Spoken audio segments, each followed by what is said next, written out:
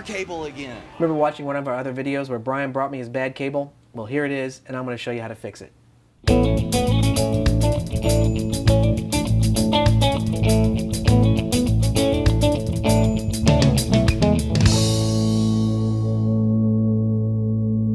This is the Switchcraft 280.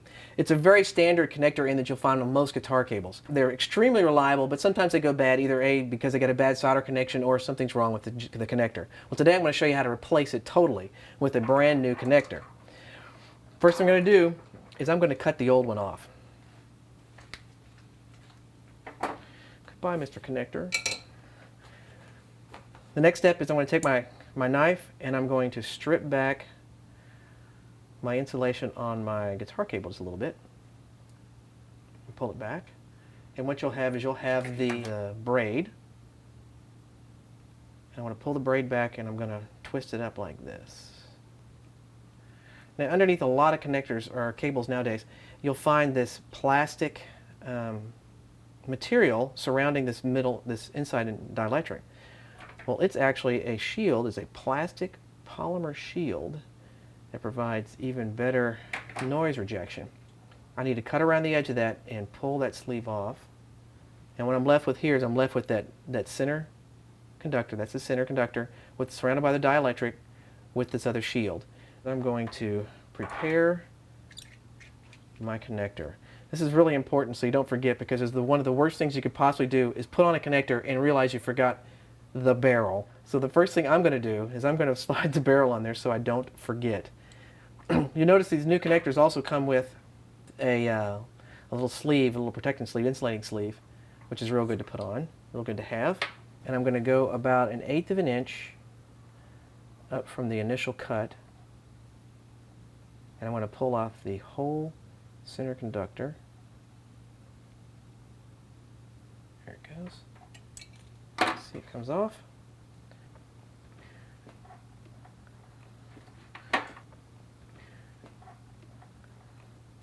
I'm going to twist it up. All right, it's goggle time.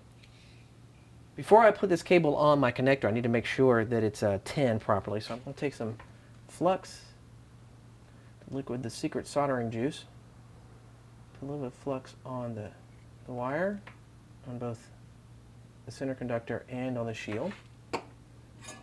The clean soldering tip. Take a little bit of solder. I'm going to start from the end. I'm going to go towards the conductor, and then I'm going to go back away from it. And what's nice about that is that the solder will follow the heat, so therefore it's going to follow down. It's going to solidify all the components together. Then I want to pull it back out, and it'll pull whatever excess solder away from the center conductor, leaving it very nice and smooth. Now we'll do the same thing with the shield.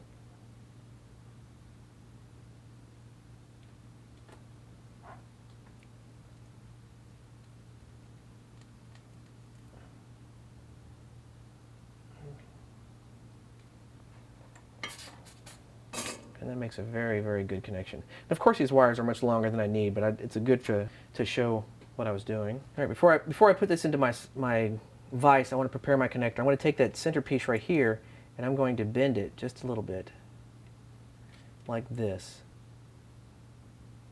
And what that's going to do is that's going to give me a little bit of direction on where I can put my center conductor at. Taking my wire, I'm going to initially lay it in here. I want to make sure that it comes in contact, that I've got my little prongs right here have good contact around the connector, around the cable. My connector is right here. It's still going to go in the center conductor of the connector. I'm going to cut that off. I'm going to install it in here. As you can see how it goes into it. I'm going to bring my shield around the bottom, and I'm going to cut it off just underneath where the connector goes. So when it's going to assemble together, it should be like this. This is where the wonderful heatsink tool comes in. I'm going to take my heatsink tool and I'm going to apply it just past. I'll put it right there. I'm going to lay this into my vise. Now what I've done is that heatsink does two things. One, it holds my wire down against the frame, my shield against the frame of the connector, as well as it also keeps the heat from going up in here and melting the plastic of my cabling. A little more flux. Put one drop right here on the frame, and one drop right there for the center conductor. I'll take a magic one-handed soldering technique. I'm going to go a little more solder. Now because I'm soldering to a frame, it takes a lot of heat, so I want to leave it on here a little bit longer. You don't want to leave it on too long because you don't want to melt your cabling. You just want it to begin to flow onto the frame. There we go. That's a good connection. A little more solder. Now I'll go to this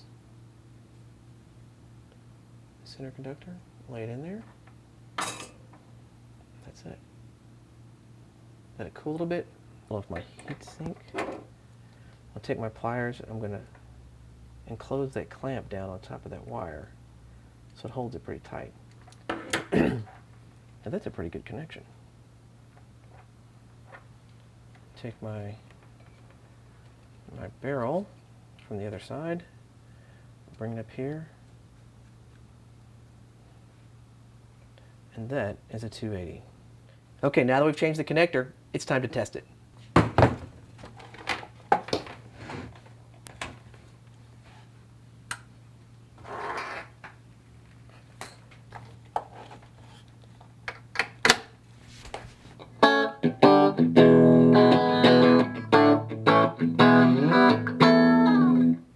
Well, this is a good cable.